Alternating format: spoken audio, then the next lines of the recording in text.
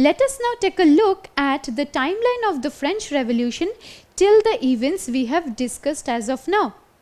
In our last lesson, we talked about the Estates General session of May 5, 1789 that King Louis XVI summoned in order to propose the new taxation system that was supposed to be imposed on the Third Estate.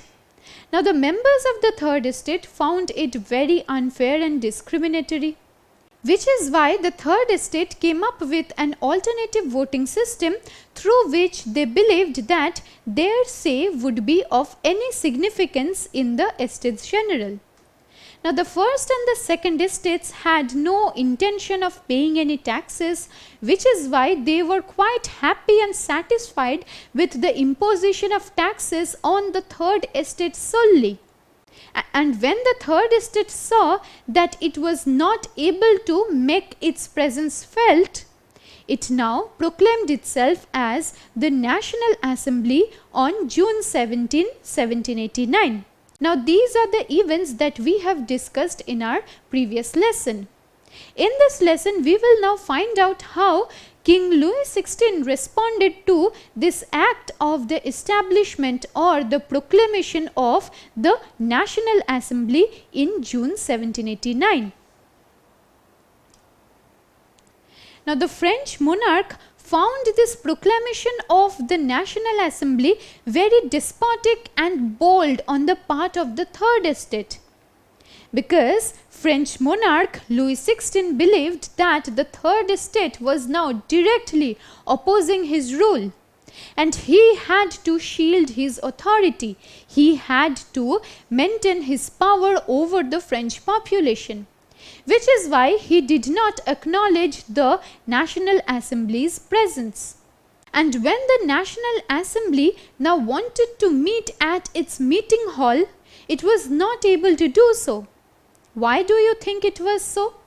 This is because on June 20, 1789, the French monarch had the National Assembly's meeting hall locked up, as you can see here in this illustration, because he did not want the National Assembly to meet and gain popular recognition and in turn overthrow his rule, overthrow the monarchy itself. Apprehensive of the National Assembly and its power and its influence, he now had the meeting hall of this body locked up. Now, when the National Assembly members came to meet at the meeting hall, they found that the meeting hall was locked up and it was guarded by royal guards.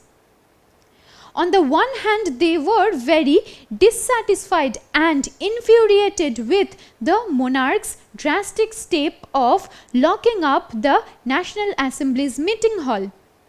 But at the same time, they were quite happy with the fact that the monarch was fearing them, that the monarch was apprehensive of their power.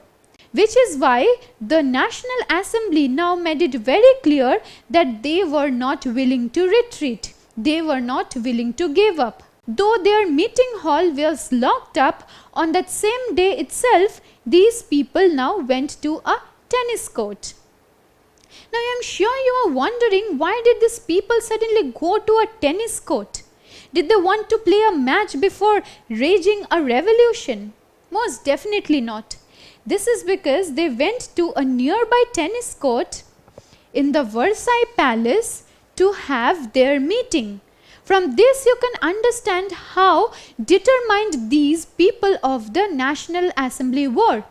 They were not willing to go back. They were not willing to take back even one step, which is why they now met at this tennis court and took the famous tennis court oath on June 20, 1789. That is on the same day when they found the National Assembly's meeting hall locked up. Now, upon hearing that they had taken the tennis court oath, we should now find out what this oath was all about. But before finding out more about the tennis court oath, let me ask you a question. When was the tennis court oath taken by the National Assembly? Was it taken on June 19, 1789, June 20, 1788, or on June 20, 1789, or on July 20, 1789. Which of these do you think is the correct answer? Well, the correct answer is June 20, 1789. It is on this day that King Louis XVI had locked up the National Assembly's meeting hall, which is why the National Assembly now met at a tennis court in the Versailles Palace, and they took the famous tennis court oath on this day. Now, this National Assembly, as we had discussed in our previous lesson, was an assembly or a body of all the people of France. This National Assembly was not restricted to the Third Estate solely. And as a body of the people of France, it had greater aims to make France a more liberated and democratic country. The National Assembly was willing to overthrow the monarchical rule, and in the famous tennis court oath, this National Assembly now promised to remain united until they could provide France a democratic constitution. Now, this was a very big step taken by the National Assembly. All this while, the Kingdom of France has been ruled by autocratic monarchs. Democracy was not really a concept in this monarchical regime. And when this National Assembly now sought to give France a democratic constitution, it meant that the people of France would now have their own say, their own power in the voting system, in the political affairs of the state. And this was one of the biggest promises that was made by the members of the National Assembly in the famous tennis court oath. Now, we've learned that the bourgeoisie of the Third Estate was inspired by the Enlightenment philosophers. And while they were inspired by the Enlightenment philosophers, ideas of democracy, liberty, equality, fraternity filled up their minds. But it cannot be so that the Third Estate could very easily proclaim itself as the National Assembly. For that, it required proper leadership and guidance. In order to take any revolutionary step forward, proper guidance is always required. Now, who do you think guided the National Assembly's formation? As in, how did the Third Estate gather the courage as well as the power to proclaim itself the National Assembly? Well, it happened under the guidance of the French noble Mirabeau and the French clergyman and political writer Absies. Now, let me tell you a very important thing about Mirabeau. Now, he was a French noble, and despite being so, he believed that autocratic rule should come to an end. He believed that feudal privileges that were founded on discrimination and oppression should be put an end to, which is why he helped in the proclamation and the organization of the National Assembly. And at the same time, this French clergyman, Absies, also played a very important role in the entire French Revolution itself. This is because his influential political pamphlet that was called "What is the Third Estate?" became the manifesto of the French Revolution itself. He was the political theorist of the French Revolution, mind you, and he gave a proper political structure to the National Assembly. What you see here is a manuscript of "What is the Third Estate?" in French, and this became the manifesto of the French Revolution. So you can understand how these two people, as in Mirabeau and Absies, played a very important role in the proclamation of the National Assembly in the year 1789. Now, while on the one hand, the National Assembly was tasked to give France a democratic constitution, problems and crises in France never seemed to come to an end. This is because the winter of 1788 had been very harsh, which is why crops were destroyed. Harvest was very bad, and when harvest was very bad, the prices of different food items like bread and sugar kept on increasing. And seeing this opportunity when the poor people were afflicted by poverty and hunger, the bakers also made sure to seize the opportunity. They kept on hoarding grains and breads, and because of this, the surge in the prices of bread also happened. So, bad harvest, surge in the price of bread and other commodities together led to acute food shortages in France. Now, if I tell you to survive for a day or two without having anything, will you be able to do so? Most definitely not. And these poor people were also pushed to the edge, to the brink of rebellion. They were no longer able to contain themselves. They were hungry. And at this point, women now stormed bakers' shops. They could not be held back any longer. How long can people fight against poverty and hunger? It was not possible to do so.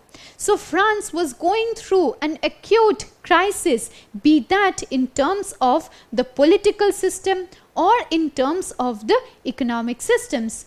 And unfortunately, it were the members of the third estate, it were the poorer lot, as in the peasants or the workers, who were the worst affected by all these crises.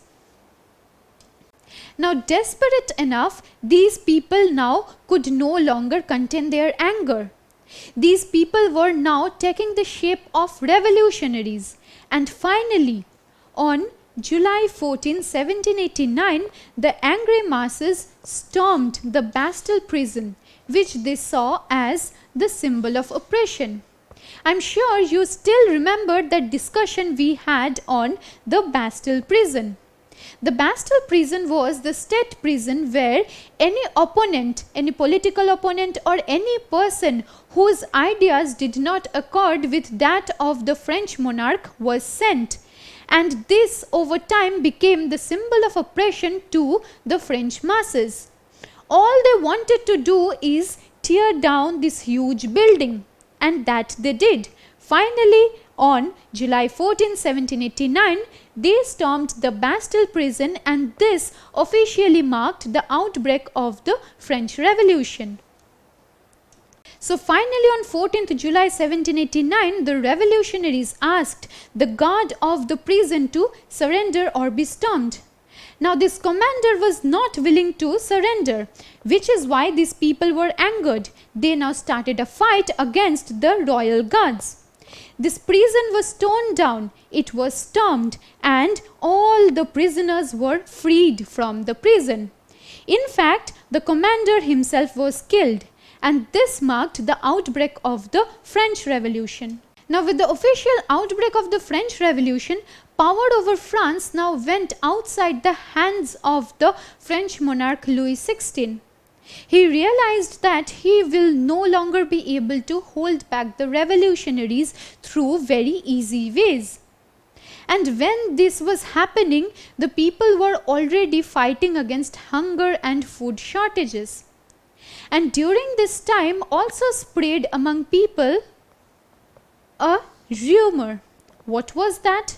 There was a rumor that the lords of the manors were huge estates which included the mansions and the lands of wealthy aristocrats, and the lords of the manors were rumored to burn down all crops and starve the rebelling masses. So the masses were afraid that the nobles and the aristocrats were trying to starve them to death so as to bring the revolution to an end. And this fear that spread among the masses came to be known as the Great Fear. Now this was a great state of frenzy and panic that spread among the masses like wildfire. And the masses were very afraid, which is why they also retaliated very instantaneously. Now these revolutionary masses retaliated by killing the lords of the manors. Now they started demolishing the mansions or the chateau. Now this chateau were the houses or the huge mansions of the aristocrats and the nobility. These people were demolishing all these buildings, and at the same time they were looting and hoarding the grains. They put different documents on fire. They also put all these buildings on fire. So for this reason the lords of the manors were very afraid and they had to flee the country. So this brings us to an end of this discussion. Here we learned how the king, who was apprehensive of the power of the National Assembly, had the National Assembly's meeting hall locked up. And this was followed by the tennis court oath. Now the National Assembly made a promise that they would give France a democratic constitution. But while on the one hand the National Assembly sought to give France democracy, liberty, equality and fraternity, the masses were in a state of panic. Firstly, they were suffering due to acute food shortages, and these food shortages pushed them to hunger and poverty. Unable to contain their anger any longer, they stormed the Bastille prison on July 14, 1789, which officially marked the outbreak of the French Revolution. We also learned how this Bastille prison's storming was immediately followed by the great fear that was because of a rumor spreading among the masses that the lords of the manors were planning to burn down all crops so that the revolutionaries would be starved to death. The revolutionaries also retaliated by burning down the mansions as well as killing the lords of the manors. Now in a subsequent lesson, we will be focusing on the course that this French Revolution took over the years, and we will also find out the various events that together comprised the French Revolution. Don't forget to subscribe to our channel and hit the bell icon. You can also register for free at DeltaStep.com or download the DeltaStep app to learn one-to-one with our amazing teachers, or to get access to all our 5,000 plus amazing videos as per your school syllabus. Master each topic with our adaptive practice technology. Get million plus questions with step-by-step solutions and unlimited mock tests. Get all your doubts resolved instantly. Learn via games and win amazing prizes like PlayStations and iPads. So at DeltaStep, learning is not just fun and easy, it's rewarding too. So register for free now.